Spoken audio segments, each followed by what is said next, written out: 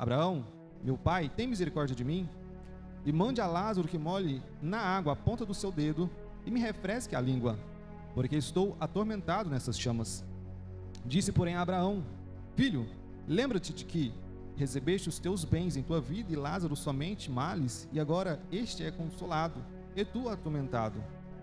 E além disso, está posto um grande abismo entre nós e vós, de sorte que os que quiserem passar daqui para vós não poderiam, nem tampouco os de lá para cá passar.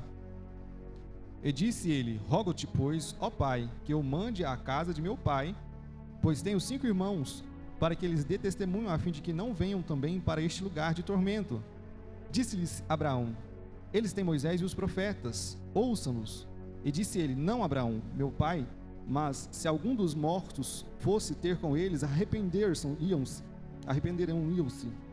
Porém Abraão lhes disse: Se não ouvem a Moisés e aos profetas, tampouco acreditariam, ainda que algum dos mortos ressuscitasse. Só até aí podeis assentar, glorificando, exaltando o nome do Senhor, porque Deus é fiel ao todo tempo. Igreja, a gente está diante de uma parábola do Senhor Jesus. Eu queria falar um pouco acerca dessa parábola para os irmãos. Quando a gente fala de Bíblia Sagrada, da palavra do Pai, ela nos apresenta que a gente é corpo, alma e espírito, não é assim?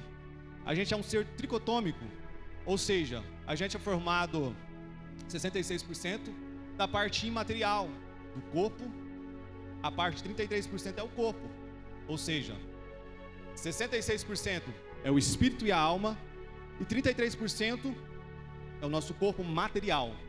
Nisso a gente entende que quando a gente vive nessa terra, qual que é a parte maior da nossa vida? É o espiritual. E muitas das vezes a gente não buscamos o espiritual e buscamos o carnal. Isso é um erro que a gente comete muitas das vezes, porque a nossa necessidade maior é o espiritual. A nossa necessidade maior que tem que ser suprida é o espiritual e não o carnal. A Bíblia vai nos falar que o espírito milita contra a carne milita contra o espírito. Quando Jesus vem, deixa a tua glória, desce do céu. Ele habita nessa terra como homem, como eu e você. E ele começa a ensinar, a falar acerca do reino de Deus, a falar da justiça, a falar da graça, a falar da misericórdia. E automaticamente ele vem falando também de céu e de inferno. Ele vem falar de coisas do nosso cotidiano, ele vem falar acerca da carne, acerca do espírito, acerca de tudo isso que a gente conhece, biblicamente falando. E trazendo biblicamente, Jesus foi um dos que mais falou sobre o inferno. Jesus foi um dos que mais anunciou o inferno. Por que Jesus falou sobre o inferno? Jesus falava para o inferno para que você não fosse para lá, mas que você fosse para o céu. Jesus ele falava do inferno não para amedrontar ninguém, mas para falar: eu estou falando do inferno porque existe um céu e eu quero que você vá para o céu. A Bíblia vai nos representar que existe o inferno, existe o céu. Na nossa caminhada cristã, a Bíblia nos apresenta dessa forma: existe o reino de Deus, existe a eternidade e existe o inferno. Uma pergunta que eu faço para a igreja, como tema dessa pregação de hoje, para você refletir: onde você passará a sua eternidade? Onde passarás a eternidade? Quando a gente vai para a Bíblia nos fala que é eu e é você que é totalmente responsável de escolher se eu vou passar a eternidade no céu ou se eu vou passar a eternidade na terra. Eu sou totalmente responsável pela minha salvação, das minhas escolhas, das minhas atitudes, daquilo que eu penso, daquilo que eu deixo de pensar. Ou seja, nisso eu entendo que Jesus ele derramou a graça, derramou a misericórdia, falou do reino, falou da palavra, mas cabe a mim e a você tomar posse dessa palavra, tomar posse dessa graça e seguir Jesus e obedecer Jesus, para que possamos alcançar aquilo que Ele quer e espera de mim e de você. Isso é muito forte. Muitas das vezes as pessoas falam: mas não existe inferno.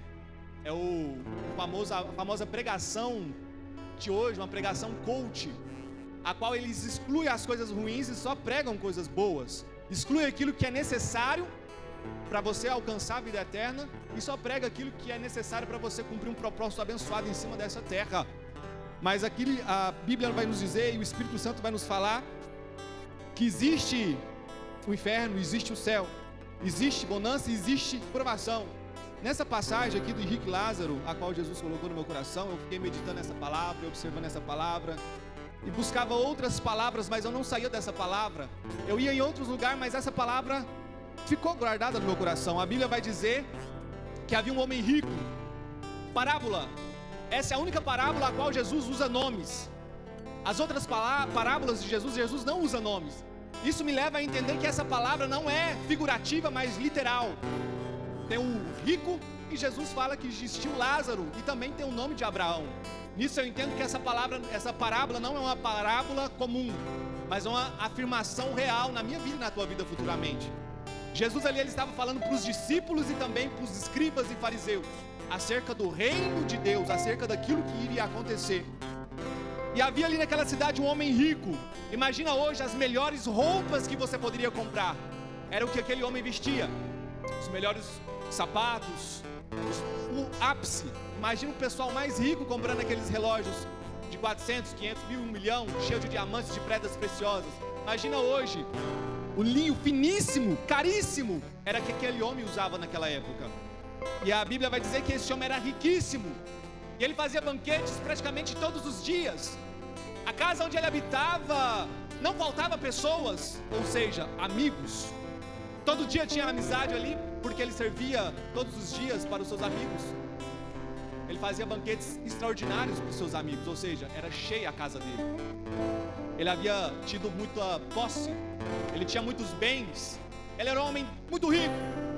E a Bíblia vai nos dizer que na porta daquele homem havia um certo mendigo chamado Lázaro, que jazia cheio de chagas naquela porta.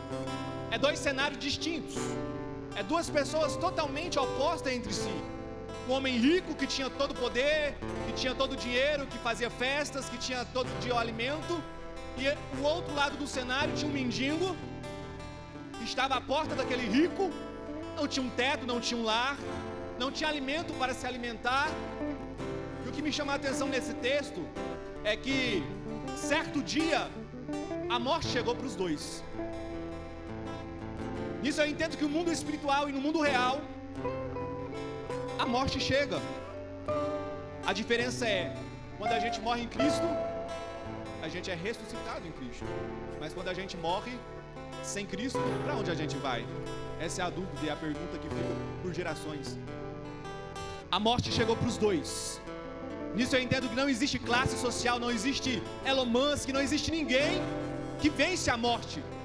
A morte ela chega para todos, tanto para o Elon Musk, tanto para o mendigo que você vê aqui na cidade. Ela vai chegar para os dois. Ela não escolhe classe social para bater na porta. Ela não escolhe nível acadêmico para bater na porta. Ela não escolhe ser alto, magro. Não escolhe, a morte vai chegar para todos, é uma realidade. E nessa parábola, a morte chega tanto para rico e tanto para Lázaro, para aquele mendigo.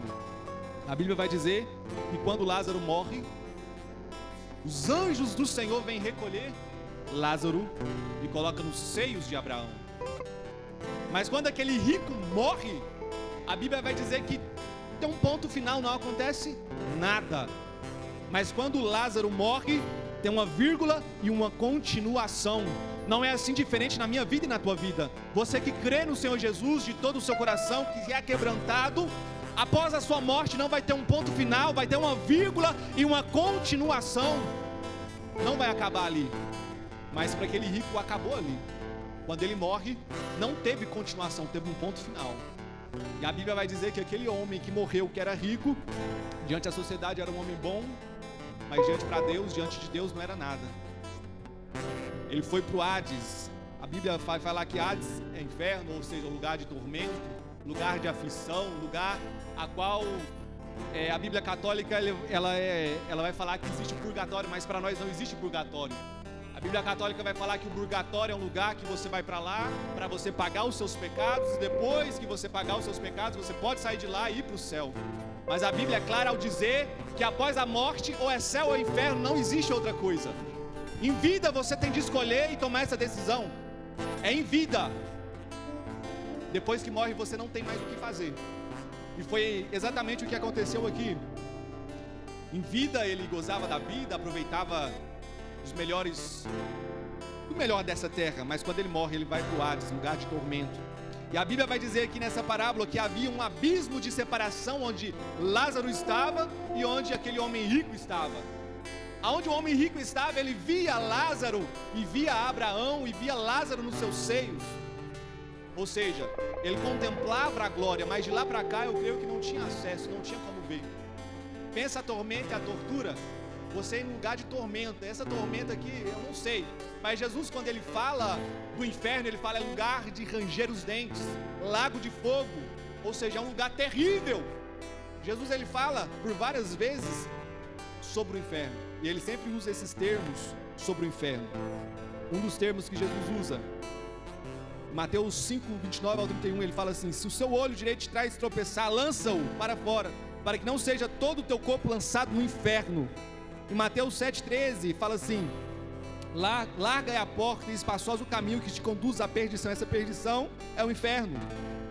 Em Mateus 10,28 vai falar: temei aquele que pode fazer perecer no inferno tanto o corpo como a alma. Em Mateus 13, 41 a 42 vai dizer: lançai-los fora na fornalha de fogo, ali haverá choro e ranger de dentes. Essas passagens que eu li é próprio Jesus falando acerca do inferno. Ali não é um lugar bonitinho a qual as pessoas vão comemorar. Ali não é um lugar bonitinho a qual as pessoas vão: opa, eu não quis Deus, mas eu vou para ali porque ali vai ser um lugar bom, um lugar legal. E o ímpio hoje, infelizmente, ele tem essa metodologia de que vai entrar no inferno sambando. Lá vai ter os popstar cantando ali, e vai ser um momento ali de eles se alegrar, mas vai ser totalmente ao contrário. Vai ser um lugar de sofrimento, vai ser um lugar de morte, vai ser um lugar terrível. E glória a Deus que a gente está no caminho certo, que é o caminho de Jesus. Então a Bíblia vai dizer que Lázaro e Abraão estava no céu, ou seja, seio de Abraão é céu. O céu é um lugar onde os mortos morrem e vai até chegar na eternidade. Para quem não entende, se você morrer hoje, você vai para o seio de Abraão. Naquele grande dia, Jesus vai te ressuscitar dos mortos e você vai reinar eternamente com Jesus. A Bíblia vai dizer que aquele rico observava Lázaro ali. E ele clamou e falou: pai Abraão, peça para Lázaro molhar a ponta do teu dedo e me dar uma gotinha de água, porque aqui eu estou num lugar de tormento, eu estou sofrendo aqui. Imagina a cena, você está desesperado por uma gotinha de água para refrescar. Pensa o tanto que vai ser terrível. Nisso eu entendo que o inferno é real, e a gente tem que fazer tudo para não ir para lá. Como eu faço para não ir para o inferno? Crê no Senhor Jesus. O que mais? Obedece. O que mais? Quebranta o teu coração. O que mais? Viva de acordo com a palavra dele. E a Bíblia vai dizer que Abraão fala para aquele homem, tá aqui, diz porém Abraão: filho, lembra-te de que recebeste os teus bens em tua vida e Lázaro somente males, e agora este é consolado e tu porém atormentado. Essa é a resposta que Abraão dá para aquele homem rico. Então há outro diálogo ali entre aquele homem rico. Ele fala para Abraão e clama a Abraão. Isso, igual eu falei, quando ele morreu, estava lá, ele começou a clamar. Se em vida ele clamasse da forma que ele estava clamando, ele iria ter a redenção de Jesus, a graça de Jesus. Em vida, igual aquele ladrão na cruz do Calvário, 3 homens estavam crucificados, Jesus no meio, um à direita e outro à esquerda. Um daqueles homens falava para Jesus: tu és o Filho de Deus, desce daí, rapaz, sai daí. O outro defendeu Jesus ali, clamou por misericórdia: tem misericórdia de mim. Qual foi as palavras de Jesus 5 minutos antes da morte? Hoje mesmo viverás no paraíso. Ou seja, tem solução enquanto tiver vida. Enquanto tiver fôlego de vida, ainda tem jeito. Por mais que o cenário é improvável, se tiver vida, ainda há salvação. Mas quando vai e morre, acabou. Ali ele começou a clamar, mas não adiantava mais nada. A segunda vez que ele clama para Abraão: Abraão, deixe pelo menos eu avisar os meus irmãos. Eu tenho outros irmãos que eles estão no mesmo caminho que eu. Deixa eu pelo menos sair daqui e avisar eles que aqui é ruim, aqui é lugar de tormenta. Deixa eu ir lá falar com eles e avisar que aqui é ruim, que eles têm de se arrependerem. Mas não tinha como. Abraão vira para eles e fala: eles têm a Moisés e os profetas, ou seja, eles têm a lei e os profetas que Deus levantou para anunciar a palavra do Senhor Jesus. Não é diferente nessa geração. Quantos e quantos pregadores, ministros da palavra, pessoas instruídas na sabedoria para te ensinar, para te corrigir naquilo que você precisa. Hoje temos muitos homens de Deus, mulheres de Deus para falar a verdade, para anunciar a verdade, para anunciar o reino, para anunciar a justiça de Deus.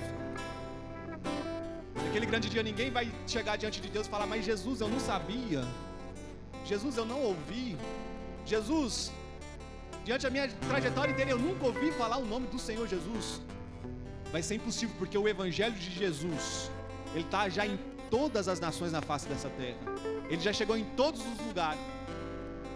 Hoje, com a internet, com a modernidade de hoje, é impossível você não acessar uma Bíblia online, não conhecer a palavra do Senhor Jesus online. É certo que alguns países ainda têm uma resistência contra essa palavra, mas ali naqueles países tem missionários que vai para lá sabendo que vai morrer, mas eles anunciam o Evangelho naquele lugar, sabendo que pode perder a vida, mas tem pessoas que se dispõem a fazer o ID do Senhor nesses lugares. Nisso eu entendo que não vai ter, naquele grande dia, aquele que não ouviu a palavra do Senhor. Trazendo para o Antigo Testamento, todos que morreram sem Jesus foram alcançados pela graça, porque Jesus foi lá e pregou para eles. É impossível, naquele grande dia, no dia do grande julgamento, essas pessoas falam: mas Senhor, é igual Jesus fala, naquele grande dia, eu fui para a igreja, eu obedeci a palavra, eu fiz, eu louvei, eu engrandeci o teu santo nome, e Jesus vai falar: aparta de mim que eu não vos conheço. É muito forte essa palavra e tem que ser dito, porque muitas das vezes as pessoas acham que está agradando ao Senhor, acham que está com o coração reto, contrito, eu já me arrependi, não preciso de mais nada, e vive uma vida toda torta diante do Senhor, cheio de falhas, cheio de pecados, cheio de iniquidade, não querem se arrepender. Naquele grande dia vai ter uma prestação de contas. Então a palavra do Senhor vai falar que Abraão fala isso, ele tem a lei e os profetas, ele tem pessoas para instruir aqueles irmãos dele. Então não tem como, se você ressuscitasse lá e falasse para eles, eles ainda não iam crer. Tanta incredulidade. E hoje não está diferente no cenário a qual nós estamos vivendo. As pessoas veem Jesus, não aqui pessoalmente, mas vê o trabalho de Jesus, a obra de Jesus, o que Jesus tem alcançado, o que o reino tem feito. Pessoas têm sido curadas, transformadas, libertadas, mas as pessoas põem um tampão no rosto e não conseguem enxergar. E está dessa forma nessa geração. Jesus pode descer aqui e começar a falar para os irmãos que eles vão virar as costas e andar, assim como foi quando ele veio para essa terra. Jesus andou como eu e você, pregava o Evangelho, falava do amor, falava da graça, falava do reino, igual nessa passagem que ele ensina sobre o rico e Lázaro, sobre o inferno e sobre o céu, sobre a eternidade. Jesus, ele veio pregando. Muitos paravam, queriam Jesus, mas muitos olhavam para Jesus e continuavam na sua jornada, na sua caminhada, não queria renunciar, não queria negar a si mesmo, não queria tomar a cruz e não queria seguir Jesus. Porque seguir Jesus significa negar a si mesmo.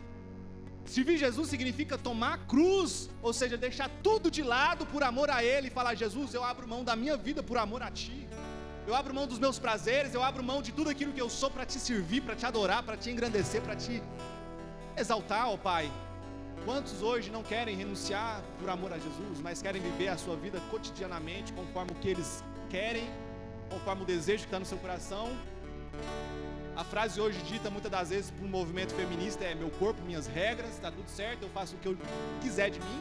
Uma das frases mais usadas: eu sou Deus de mim mesmo e eu faço o que eu quiser. Mas naquele grande dia vai ter uma prestação de conta para essas pessoas. Naquele grande dia Jesus, ele vai julgar. A Bíblia fala que ele veio como cordeiro, mas ele voltará como leão da tribo de Judá para julgar as nações. Ele veio como servo, mas voltará como o juiz dos juízes. E a Bíblia vai nos dizer que em João 3,16, que ele amou o mundo de tal maneira que ele enviou seu Filho unigênito para que todo aquele que nele crê não pereça, ou seja, não desça para o inferno, mas tenha vida eterna. Olha, essa é a palavra de Jesus, a palavra do apóstolo João. Ele fala acerca de Jesus.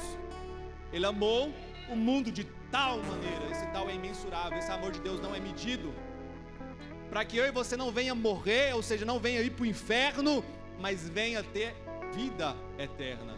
Em João 14, verso de número 6, ele fala: disse-lhe Jesus: eu sou o caminho, a verdade e a vida, e ninguém vai ao Pai se não ser por Jesus Cristo. A porta de passagem para a eternidade se chama Jesus Cristo de Nazaré.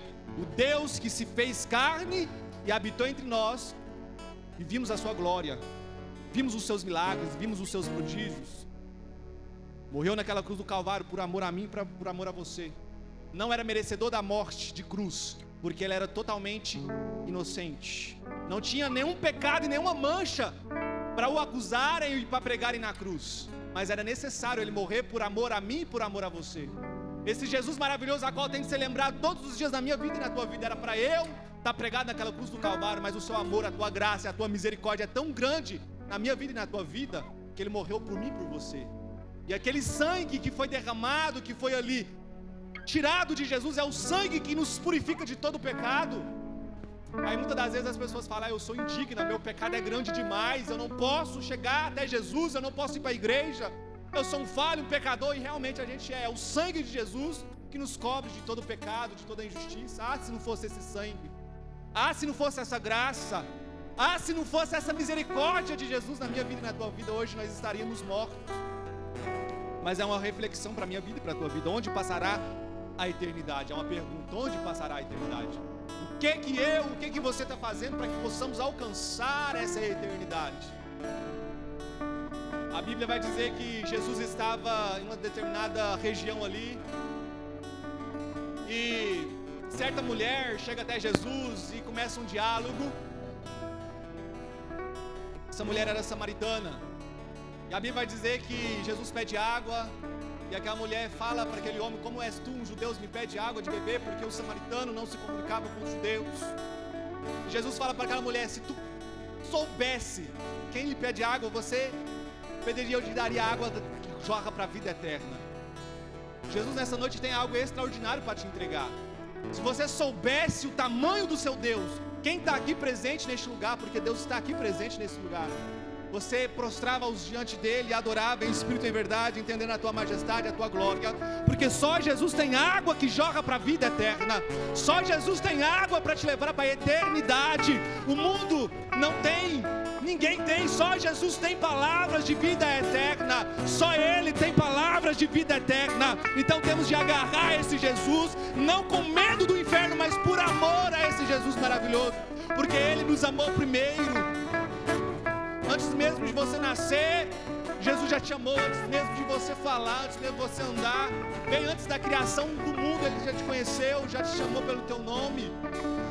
Igreja, faça de tudo para que o seu nome venha estar no livro da vida naquele grande dia. Eu não sei a hora que eu vou partir dessa terra. Ninguém sabe. Alguém sabe o dia que é a hora que vai morrer? Alguém sabe o dia que vai ser o último fôlego? Pois ninguém sabe o dia nem a hora. A gente tem que estar preparado. Ali naquele diálogo com a mulher, Jesus fala assim: chegará um dia em que os verdadeiros adoradores adorarão o Pai em espírito e em verdade, não importa a localidade, não importa se é em Israel, ou em Samaria, ou em confins da terra. Mas existia um povo que Jesus já escolheu desde a criação do mundo para adorar em espírito e em verdade. Aqueles que Deus adora, aqueles que o adoram em espírito e em verdade. Nisso eu entendo que não foi eu que escolhi a Jesus, mas Jesus que me escolheu. Jesus me chamou. Igual ele fala, ele chama muitos. Ele tem chamado muitos, mas poucos são os escolhidos. Por quê? Poucos querem negar a si mesmo e servir a Jesus. O Evangelho tem alcançado nações, povos, línguas, tribos. Esse chamado é o Evangelho de Jesus alcançando o mundo inteiro. Mas aqueles que são escolhidos é aqueles que se dispõem a fazer a diferença no reino. Aquele que se dispõe a obedecer. Aquele que se dispõe a negar a si mesmo. Aquele que se dispõe a alimentar todos os dias esse amor para com o Senhor Jesus. É aquele que se dispõe a ouvir essa palavra todo dia, porque essa palavra ela produz fé no meu coração, porque a fé vem do ouvir e ouvir a palavra do Senhor. Eu não creio naquilo que eu não ouvi, eu só creio naquilo que eu escuto e ouvi. Quando a gente escuta esse Evangelho e a gente começa a crer, e esse crer produz obras dignas de arrependimento, aí eu estou no caminho certo, aí eu estou no propósito que Deus quer para a minha vida e para a tua vida. Então que essa palavra possa falar ao seu coração, onde passará a eternidade? O que eu estou fazendo para passar a eternidade? Hoje é o último culto de 2025 aqui desse ministério. Em outros ministérios vai ter a virada e tudo mais. Não sei se você vai passar em algum outro ministério, mas é uma reflexão que fica na minha vida e na tua vida. Esse ano 2025 passou. O que eu tenho feito como cristão para chegar na estatura exata de Cristo? Para ser revestido do caráter de Jesus. Que a Bíblia fala: aprendei de mim, que sou manso e humilde de coração, e encontrareis descansos para a vossa alma. Porque o meu jugo é suave, o meu fardo é leve. Quem vai até Jesus, o fardo é aliviado. É leveza, é mansidão, é domínio próprio, é temperança, é longanimidade, é benignidade. É isso que Deus tem para a minha vida e para a tua vida. Nesse mundo tereis aflições, mas tende bom ânimo, porque eu venci o mundo. Jesus, ele tem vencido por mim e por você. Quando você pensa em desistir, em parar, Jesus já venceu por você naquela cruz do Calvário. Você é mais do que vencedor em Cristo Jesus. Por mais que o mundo tenta te sufocar, por mais que as coisas venham te paralisar, Jesus já venceu esse mundo. Então, coloca a sua ansiedade nas mãos daquele que pode resolver a situação improvável e impossível. Porque o meu Deus e meu Deus e o seu Deus é Deus do impossível. Muitas das vezes a gente fica angustiado, paralisado, atônito, olhando ao redor e falando: meu Deus. Mas faz igual o Lázaro. Lázaro, ele vivia ali como um mendigo, mas o seu coração, ele olhava para o alto, ele olhava para o céu, para a eternidade. Aqui eu entendo que existe dois tipos de crente. Lázaro era o crente, o rico era o ímpio. E aqui eu não estou falando de classe social. Ele era um mendigo. O rico era muito rico, mas também inverte esse papel. Essa parábola não está falando que o rico vai para o inferno e que o pobre vai para o céu. Tem muito rico também que vai para o céu e muito pobre que vai para o inferno. Mas nisso a gente tem de entender que aquele Lázaro ali, ele tinha um coração aquebrantado diante de Deus. Ele cria no Senhor Jesus. Ele tinha uma vida de comunhão com o céu, ou seja, quando ele morreu, ele foi levado aos seios de Abraão. Quando o rico morreu, ele foi levado ao Hades. Essa é a diferença. Nós vamos crer nesse Jesus maravilhoso. O Evangelho é o poder de Deus para a salvação de todo aquele, desde o judeu para todo mundo. O Evangelho é poder de Deus para salvar a minha alma e a sua alma. Amém? Se coloca de pé nessa noite. A gente vai falando, as horas já se foram. Quem entendeu essa mensagem? Quem aqui vai fazer o possível para entrar pelas portas celestiais naquele grande dia? Ninguém sabe o dia nem a hora, mas Deus, único e exclusivamente Deus sabe o dia e a hora. E quando esse dia chegar, ou o arrebatamento ou a nossa morte, a gente tem que estar preparado diante desse cenário. Amém? Vamos fazer uma oração para que Deus possa abençoar a minha vida e a tua vida, para que possamos sair daqui e o Espírito Santo possa falar poderosamente no meu e no seu coração acerca dessa palavra. Amém? Senhor, meu Deus e meu Pai, Papai querido e Papai amado, nessa noite, Pai, oramos e agradecemos ao Senhor, porque Tu és fiel, a Tua graça, a Tua misericórdia nos tem alcançado, e por intermédio dessa graça e dessa misericórdia estamos aqui, Papai, cheio de falhas e pecados, mas, Papai, o Senhor é fiel e justo para nos perdoar, Senhor, se houver em nós um coração que arrepende verdadeiramente, Papai. Pai, abençoa cada vida que aqui se encontra, Pai, que essa palavra, Senhor, venha falar, Papai, cada dia nos corações, que eles venham crer e obedecer nessa palavra, Pai. Assim, Papai, nós clamamos e pedimos, Pai, em nome de Jesus. Amém. Glória a Deus. Aleluia.